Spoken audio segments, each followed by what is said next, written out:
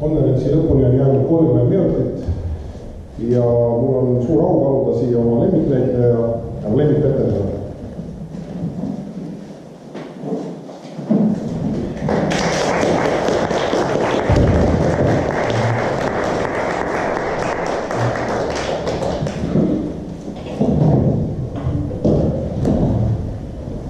Minul on jälle suur au olla kellegi lemmiknäitleja.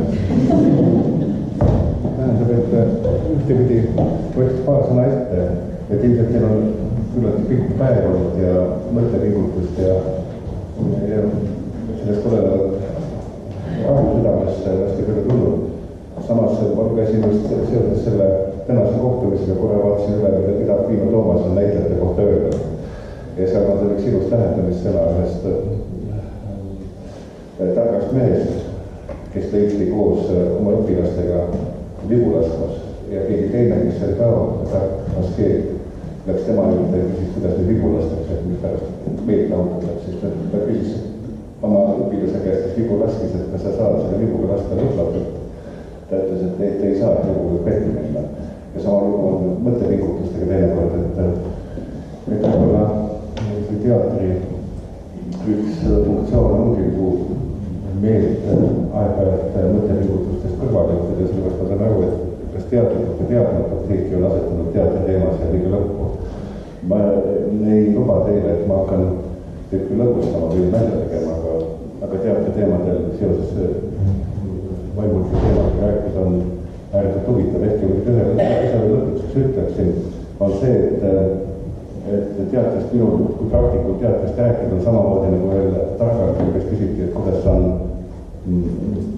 ta natuke õpetas, kuidas palvetada, rääkis palvest. Ja ta ütles, et no selleks, et palvest rääkida, peab ma palvetama, kui sa juba palvetad, siis sa ei taha enam sellest rääkida. Nii et antud situatsioonis jääb minul ka ainult palvetada, mille peale üks mängult isa mulle kunagi ütles ka niimoodi, et sa pead ainult. Nii et ma olen Tiidikuga täiesti nõus, et see kõige suurem asi, mida me teha saame. Ja kui meil õnnestub sellest püsida, see meelest jäi kõneks, siis ehk tuleb täna keskus ka meile kõigile natukene kastus. Kuna mina olen hariduselt ajaloolane, olen ka hariduse asja õppinud, siis võib-olla lähen teatri ajaloo juurde, ajaloo hämarusse, vanasse Kreekasse, kus tekkisid komöödia ja tragöödia žanrid.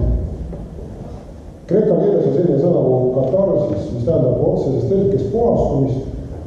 See on emotsioonide puhastumine ja emotsionaalsete pingete maandamine kunsti abil või hinge puhastumine ja uuendamine elamuste mõju.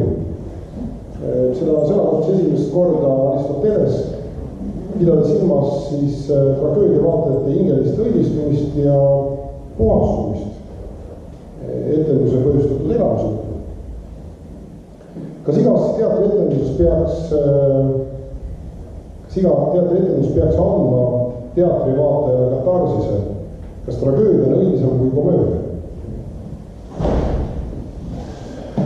Selle žanri määratlustega on tänapäeval keeruline, et leida päris puhas komöödiat või tragöödiat on keeruline. Olen küll püüdnud neid eristada praktiliselt tehes rakendid ühest ja teisest või mingid näidendeid.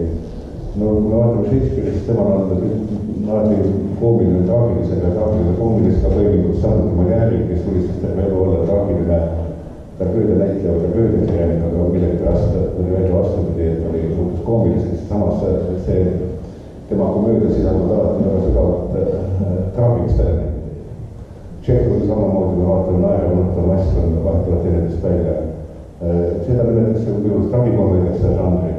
Aga mina arvan, et kõik, mis aitab kaasa hinge ülendamisel on hea, on ta siis nimetatud komöödiaks, tragöödiaks või tragikomöödiaks, melodraamaks või hoopis mingit muud moodi.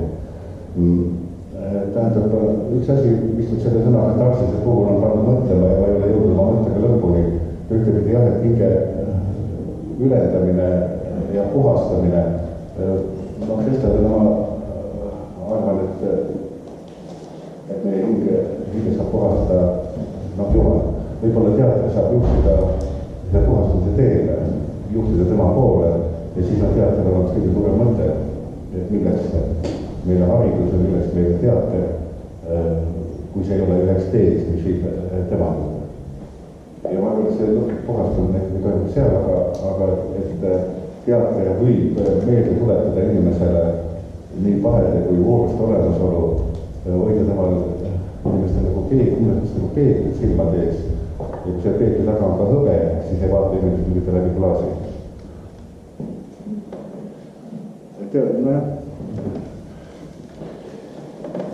Vanas Roomas oli üks senaator, kes lõpetas alati oma kõne sama lausega. Mina seda lauset praegu ütle, see on üks Kartaago seotud asi. Aga ma täna olen seda küsimust küsinud ja kui ajakirjanikud tahavad vastuseid saada, siis kui nad ei saa ajakirjanikud vastused järgi saavad, nad teavad inimesi sellist vastust. Ja see küsimus kõlab sarnaselt. Et antiikajal sõnastati need 7 kardinaalmoodust. Tarkus, vaprus, mõõdukus, õiglus, antiika lõpul veel ka usk, lootus ja armastus. Kas teatud ülesanne on kasvatada inimestes voorusi? Jah, et ma olen saanud aru niimoodi, et antiikajal oli 4 kardinaalset peamist voorust, et usk, lootus, armastus on juba olnud kristlik. See, mis meil kristlikel aspeks, aga võib-olla ma olen valesti aru saanud. Ma lihtsalt selle voorust ajal nii põhjalikult uurinud. Et voorus saab kasvatada ja arendada ikka inimene ise Jumala abiga. Teadlik võib peal juhul, kuidas see eesmärk on, see intentsioon on, aidata ta neid ära tunda ja enda ümber. Nad ei meelde tuletada. Muidugi ma arvan, et seda ei tee mitte igasugune teater, vaid teater, mis on tõepoole pürgiv ja püüab tõde avada, eelkõige mitte teater isegi, vaid inimesed, kes teatrit teevad, teater ise ei saa. Teater on kaunis selline mitmepalgeline mõiste, see sisaldab väga paljusid elemente, me võime näha igasugust teatrit, aga need inimesed, kes seda teatrit kasutavad, nende inimeste intentsioonist või eesmärgist sõltub, millest nad seda teevad. Stanislavski on öelnud, teater on 2 tehaga mõõk, ühega võitlete nagu valguse eest ja teisega võib teha väga palju, teise poolega siis tähendab võib teha väga palju abi, et oleneb, kuidas seda 2 tehaga mõõka nagu kasutada. Ja no ilmselt, kui on teater tegijatel, kui nad on orienteeritud sellele, et avada inimestele ka vaimseid väärtusi juhtida sinnapoole ja püüda neist aru saada, neid meelde tuletada, neid huvitavaks teha inimestele. Just nimelt selle meelelahutuse läbi, et see sõna meelelahutus võib-olla kõlab ebameeldivalt, aga et see on võib-olla vale sõna ka, aga et inimene vajab aegat ja puhkust, ta vajab kõrvale kaldumist väga tähtsatest mõttepingutustest näiteks. Ja kui meelelahutus või see, kuhu ta läheb puhkama, sisaldab naudingut ja kooskõlas mõistusega, siis ei ole selles midagi halba, aga ma jälle, kuna olen selles Stanislavski või Musta kunstiteatri koolkonna kasvatik, Voldemar Panso ja teiste heade õpetajate kaudu, siis ma olen ka sama meelt olnud läbi aegade, et inimene tuleb teatrisse meelt lahutama, aga selle ajal, kui ta rahulikult lõõgastab või meelt lahutab, saab ta tähelepanu juhtida väärtuslikele asjadele, mille peale ta muidu, kui ta oleks pingeseisukorras, kui ta teab, et tal hakatakse midagi peale suruma, või midagi propagandat tegema, et see ei töötaks. Et selles meelelahutuse seisundis, kus inimene lõõgastub, saab temaga rääkida sõbralikult ja rahulikult suurtest asjadest juhtida ja neid väärtustada ja teatri kogukond, kui ta tuleb kokku, teatri kogukond nimetab publikut ja näitajaid, et siis nende vahel hakkab toimuma midagi, kui te näete, et te kontrollite oma kõrval olevate sõprade tuttavate või publiku pealt seda, kuidas nad suhtuvad ühte või teisesse väärtusesse või mitteväärtusesse, mis lavalt tuleb. Et siis see on midagi nagu selline hästi suure, minu meelest hästi suure kujundava jõuga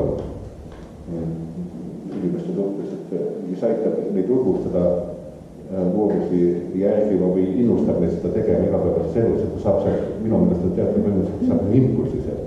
Ja siis inimene või ise vaatab oma vabatahtlikult, kas ta kasvatab seda või mitte. Tähendab, et millegi pärast on viimasel ajal, see võib-olla ei ole kohane näide, aga sellegi poolest toon, et lugesin suitsupakide reklaami kohta, et neil on hästi koledad, kui te olete tähele pandud.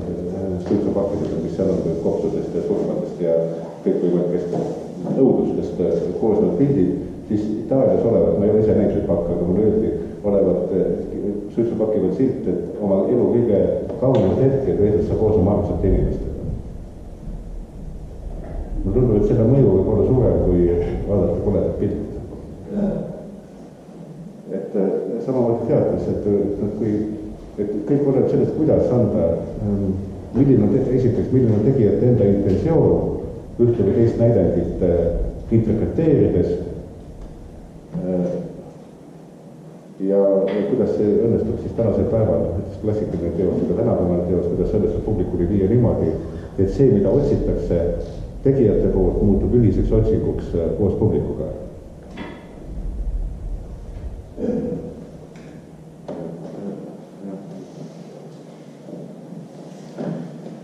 Läheme keskaega, siis olid populaarsed müsteeriumid ehk siis piibliainelised näidendid. Tihti toimusid need linnaväljakutel. Ka esimene Eestis olev teatrietendus oli siin Raekoja platsil. See on üks Terentiuse näidend Androos Lanna 16. sajandil. Aga kas müsteeriumid on õilis näidendite liit? Et ma arvan, et me teame, et teater on sündinud, teatri sünnimas on olnud erinevad religioossed kultused Vanas-Kreekas ja kristlikul ajal, kristliku tulekul oli ta kiriku isade poolt, oli teater kõikvõimalikes vormides, nagu selleks ajaks oli tulnud, oli kaunis taunitud. Loeme Tertulianust või Püha Augustinust, et see tekitab kaunis teenetud teatri tegijale, teatri inimesele kaunis selliseid valulisi tundeid. Aga me peame silmas pidama, et see teater, mis tollal oli antiikaja alguses, oli ikkagi ääretult täis kõikvõimalikke obsöönsusi, mänge, mõttepuutumist, tähendab publiku peale mängimist, kõikvõimalike publiku madalate kirjadega mängimist. Oli ka Kristuse algaegadel oli esines ka näitemäng, kus Kristust otseselt pilgati kusjuures. On huvitav märkida, et üks näitlejate kaitsepüha on Püha Genesius. Püha Genesius oli rände näitleja, kes oma trupiga parodeeris siis kristlikke ristimist või laulatusi. Ja ühe ristimise paroodia äkki õnnestus neil see paroodia nii lihtsalt teha, et ta sai äkki sellise inspiratsiooni tema taevas avalduses samal hetkel pöördus ta ristiusku, võttis vastu ristiusu keisri eestlaguse vaatame. Ja muidugi hetk hiljem, ma ei tea, kui täpselt ajalist ajalist öelda, kui pikk see hetk oli, sai ta pea keisri käsud maha võetud ja sellega, et ta suri märkima.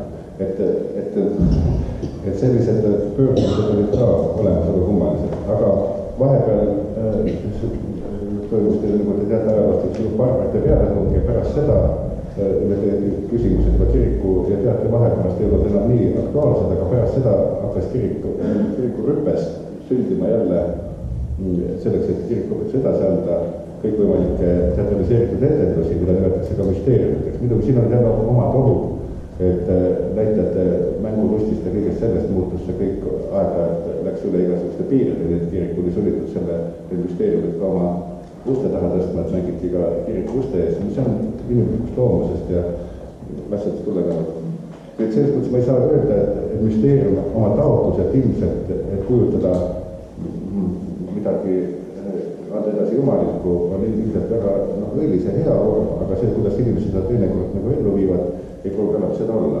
Me teatriga tegime 1995. aastal poolliturgilist draamat Aadama mäng. See on üks esimesi, mis on kirjalikult säilinud. Ja me kandsime ette sellest kaks. Tegelikult esimese osa. See koosneb 3 osast. On Aadama Eeva patulangemise lugu, siis Kain ja Aabel ja 3. on siis Propetaarium. Ja see nüüd hästi pikalt, kuna liturgia kestis siis praktiliselt terve päev, siis jutluse asemel etendati selliseid dramatiseeritud näitemänge, kus kõige värvikam roll oli teadupärast siis antud nagu saatanale,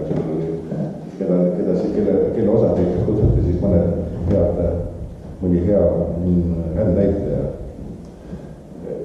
Ühesõnaga,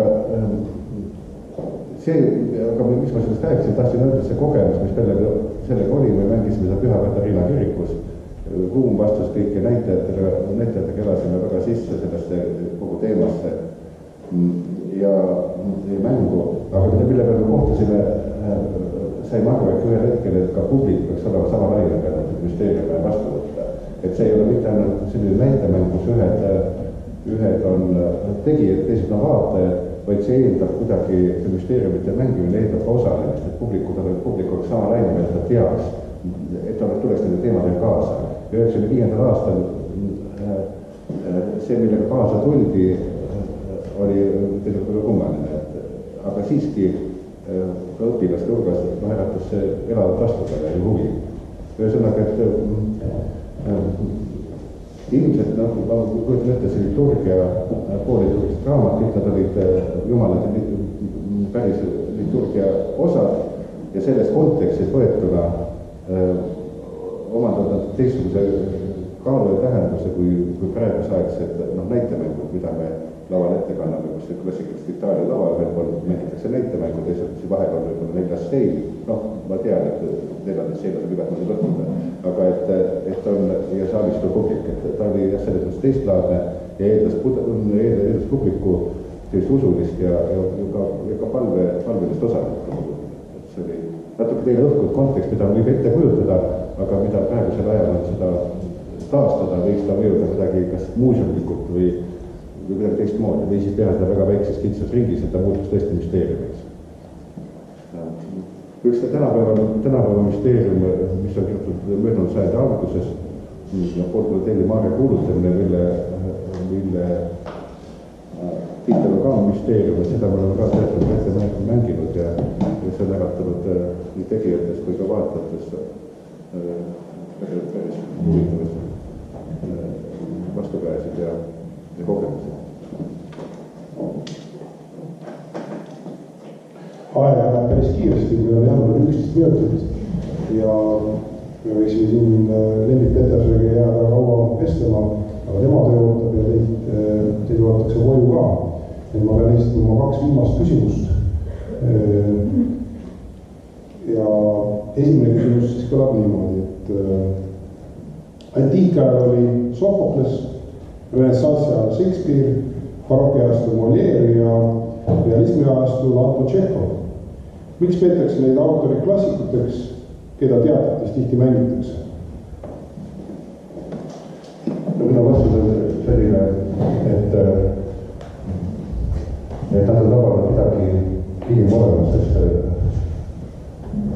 midagi igavest, mingid vastuolusid inimesest, teatud tervest raamat. Alguses inimesed konflikte, mis on igal ajal meid kõnetavad ja teatud arhetüüpe. Inimese sisemisse peidetud konfliktide kujutamist tegevuse kaudu. Ja selle läbi tulevad esile inimese peenimad ja nii hingelised kui vaimsed liikumised. Ja võib-olla kõik need autorid, mida te nimetasite, kõnelevad, kuidas öelda, olemise lõpmatus salapärast ja jumala otsikut minu jaoks. Need näideid võib võtta kui erinevatel aeglaselt kirjeldatud suuri tähendamisse. Sophoklasega ma olen vähem tegelenud, aga siiski ma mõtlen kuningas Oidipuse peale, et on mõistatuslik see saatuse inimese vaba tahte, vaba valiku vahekord, kuidas nad suhtestuvad. Ja viimasel ajal on mõelnud selle ettemääratuse osa üle selles näidendis. Kõik on ette määratud, saatusi selle avaldada näidada ja siis tuleb äkki silmade väljatorkamine. Et kas see on Oidipuse vajalik? Kas see reaktsioon sellele, mis ta toimus, oli ka jumalate poolt ette määratud? Ja kuidas see inimene ennast süüdi asjades, kuidas ta süüdi olla ei saa? Või oli see ainult vaba tahte akt, mis võiks teda vabastada jumalate meelevalla käest, silmade väljatorkamine? Et see lihtsalt äratab, kõik ma nüüd seda tsiteerisin, need mõtted ei ole kellegi kohustused, aga näiteks minus äratab, et Sophokles Oidipuse teema mõtiskles kõik midagi sellist mõtted, et mis on minu jaoks nagu oluliselt aktuaalselt tänasest päevast. Või ma ütlen Molière'i puhul, näiteks Don Juan tegelane peab pidevalt dialoogi loojaga, tal on soov kohtuda temaga läbi oma näivalt piiriga vabaduse manifesteerimisele, andes järele teatud kirele. aga selle taga on teadlik väljakutse kindlaid loojale ja soov ka tunda võib-olla, et looja käsi teda peatab. Ja lõpuks avastab ta või leiab ta põrku mingi teatud äraspidi soov kohtuda loojaga, mis on ka ääretult tänapäevane teema minu jaoks. Et ma tean üldse suurte inimlike pahede kujutajana ja see inimlike pahede koostöö peegelduste varoonides märkab tähtis. Ja siin oli jutu sellest, et me ei saa näiteks lapsi, või tänasest päevas on kindlasti oluline sõnum öelda seda, et Jumal on, siis ma jää, ehkki ta ei propageeri mitte kuskil Jumalat, pigem kujutab inimesi, kes temast eemaldavad. Selle läbi on Jumala kohalolek iseenesest mõistetav, et ta on vaieldav. Et ilma sellest otsesõna rääkima. Just nimelt koostöö vahet kujutamise kaudu. Ja samuti võtame Shakespeare'i tema kõige suurema või tähtsama näideti, mida peetakse Hamlet, et kuidas isa vaimuga püstitud küsimust lahendada, kuidas maksta kätte ilma südant rüvetamata. Mõlemad on vajalik on taastada õigus, taastada kord, võib-olla ka kättemaks, aga kuidas seda teha nii, et südant ei rüveta.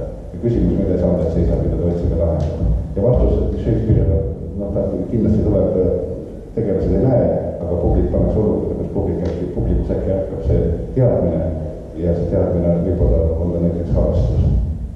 Ja samuti vaatame Tšehhovit, kellel on igatsus nii-öelda parema elu järele, siis avastad, et igatsus armastuse järele ja siis lõpuks leiad, et kõikidel tegelastel on väga konkreetne religioosne ja igatsus nagu, et kui me vaatame psüühilist näidet, et siin on see alusest täita. Võib-olla see, et nagu inimesiksuse arengu puhul on öelnud üks Kamsuse filosoof väga hästi rääkis pühast Augustinusest, et kas pühakutel oli kõige täiuslikum isiksus, nagu ka Liivika mainis oma loengus.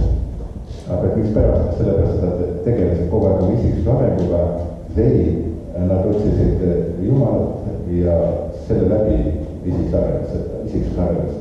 Et see on nagu keskne või ja samuti nende suurte dramaturgiga, keda ma praegu nimetasin, mulle tundub, et see on nagu magistraalne telg, magistraalne otsingu suund, elava Jumala otsingu. Ja viimane küsimus. Öeldakse, et raskeid kuritegusid toime pannud isikul puudub empaatiavõime. Samas näitleja peab ennast samastama oma rolliga ja näitleja peab olema väga hea empaatiavõime. Konstantin Stanislavski on kasutanud läbielamiskunsti mõistet.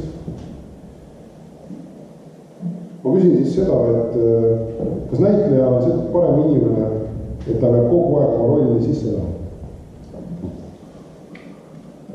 Et näitleja on inimene kui ka teinegi ja kõikidel meil on elus väga mitmeid rolle. Muidugi rolli sisse elamine ei tähenda seda, et igal etendusel pean äratama oma enda isiklikud tunded, see on võimatu. Aga et näitleja ei saa hakata laval eksploateerima oma enda tundeid, aga kui lühidalt öelda, siis rolli lähemus on erinevad. Aga see, mis seda tegelaskujuga seob, on teatud kaastunne. Et Šarjapilt lähti, mängis ühte suurt rolli, lähti nutmas laval selle rolli pisaraid, aga tema ütleb, et ma elan talle seda kaasa, et need pisarad on minu ehtsad pisarad talle kaasa tundes, et mis on tekkinud talle kaasa tundes, sest seda nende rolli kõrghetkedel. Ühesõnaga, et näitleja liigub rolli avamise poole, tundes kaasa temale. Muidu on hästi keeruline praegu siin seletama, kuidas need asjad toimuvad. Võib-olla lühidalt, et ta on need tunded, mida näitleja rolliga seoses läbi elab, ei ole päris, et ta on meenutuslikud tunded. Ja et no see on jälle maa, kus võib väga libedad või natuke teoreetselt tahta seletama. Aga et kas see parem inimene on, et näitleja mängus on alati kaks perspektiivi, ühtedegi on see perspektiiv, on isiklik perspektiiv, mis on väga huvitav, et kuidas üks või teine inimene interpreteerib ühte sama rolli näiteks. Ühe pool see äärmiselt huvitav, põnev, mida ta oskab välja tulla näiteks sellest Ofeilest või Hamletist või Othellost või Virginiast ja teise puhul see nii väga huvitav ei ole, ta mängib küll rolli korrektselt ära, aga tema endapoolne interpretatsioon ja kaasajamine selle tõttu on väiksem ja selle tõttu me ei saa ka osa sellest valgusest, mida näitleja sisemiselt saab rolli leida, rolli tuumana. Ja seetõttu on hästi tähtis arendada näitajat kahes plaanis, et tema ennast arendab isiksusena, isiksuse arengu teed ja teistpidi siis ka loomulikult näitleja tehnilised momendid, võib-olla suur isiksus, aga kehagi on kandis hääletule järele ja paindlik, mõte ei liigu. Et see on sellega kaheplaaniline kasvatatud näitajad, ja see on toimuma ja nii see on. Et kas ta parem inimene, ühed ja samad kiusatused võivad olla erinevalt elukutsuste puhul. Et suhelda oma ametisse ja enam mitte osata seda mõtestada, mida teeb. Ma arvan, et see mõtestus ja valgus nende näitleja oma rolli mängides või lavastust tehes saab teosesse panna ja see on lõpukohtas määrav. Püüa tõde edasi, et nii õpetaja õpilase suhtes õpilane püüab tõde, õpetaja annab vastu võtta, õpetaja püüab tõde edasi anda ja kokkuvõttes osutub õpetajasse tõde, mis on nende kahe vahel. Samamoodi, et see, mis nende vahel toimub, mis toimub näitleja ja publiku vahel, mida näitleja püüab edasi anda rolli loomise kaudu, rolli kui kujundi kaudu, kui ta oskab seda nii, et publikul tekib selle vastu huvi ja seda tahab seda vastu võtta, siis muutuvad õpetajaks need samad voorused, sama arvastus, sama tõde, mida ta püüab inimestele edasi anda. Väga lühidalt ma vabandan, et segasalt. Kell on 16.00 ja ütleme lõpusõnad. Suur tänu Lennart Petersonile ja suur tänu kuulajatele. Ja ma ütlen lõpuks siis ühe ladikeelse mõttetera. Harma Joorevili Gloria, oma suuremas auks. Loodan, et tänane konverents oli tore, et tasus kohale tulemist. Suur tänu teile.